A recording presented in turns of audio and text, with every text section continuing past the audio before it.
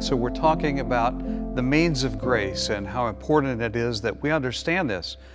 Remember we talked last week about prevenient grace, the grace that goes before justifying grace. And so that is the time in which God is at work in our lives, trying to bring us, trying to draw us into a relationship with Him. And when that happens, then there's different terms that can be used to describe that process. But what we mean is that somebody's given their life to Christ, however you want to call it, whatever that is. We all have different experiences and different ways to go about that. And those are interesting stories. But once somebody gives their life to Christ, that's not the end of it. There is a third component of grace, and we refer to this as sanctifying grace.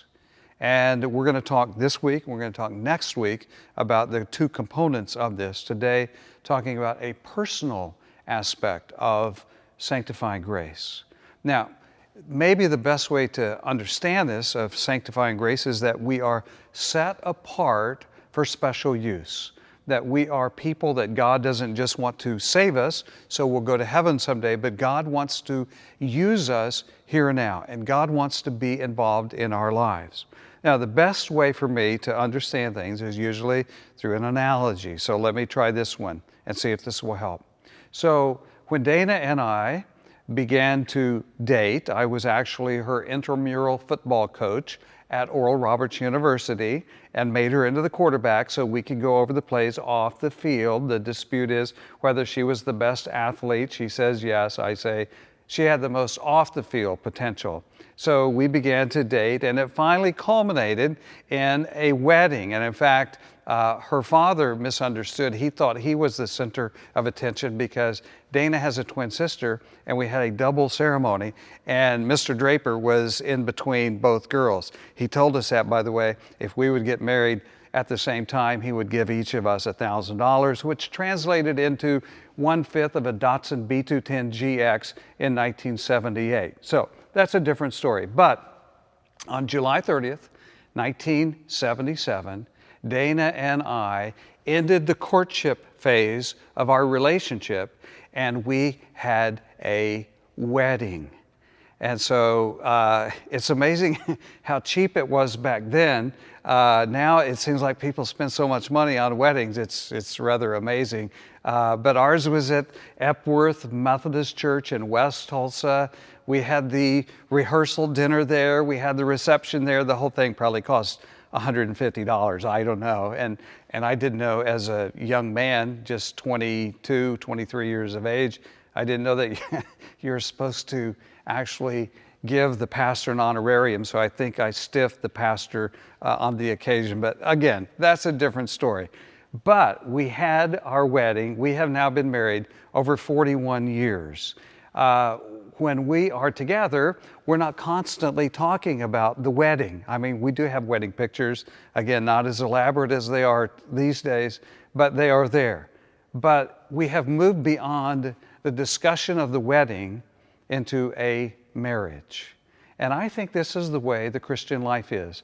God courts us, God tries to woo us, is the old-fashioned term, to draw us into relationship with Him, and we engage. And once we engage, then there is that process of formalizing the relationship, and that I gave my life to Christ. God loved me, but I didn't understand it. Finally, I gave my life to Christ when I'm 14. Since that time, then I've tried to develop an understanding of how I can cooperate to have the best marriage I can with God. And so there's certain things that I can do and certain traditions that I can form, certain habits, certain ways of being automated, certain things that will enhance my relationship with Christ and certain things that will diminish them. And so this is who we are. So I'd like to share with you again words of John Wesley. The neglect of prayer is the grand hindrance to holiness. And so what Wesley is trying to say is that we need to avail ourselves of the means of God's grace, that God's grace is available, but we need to pursue it, that we don't need to be passive, but we actively need to strive for it. So some people say, well, hey, I was saved, so that's the end of that. Well, no, you want to grow, you want to get better, you want to improve, you want to learn how to follow Jesus so that in turn we can help others follow Jesus. And so there are different ways. When people join the church, I love our membership vows. It's not a big deal, but it's a big deal because we ask very simple questions. Will you be loyal to Jesus Christ expressed through Asbury? And will you uphold this congregation by 5 things?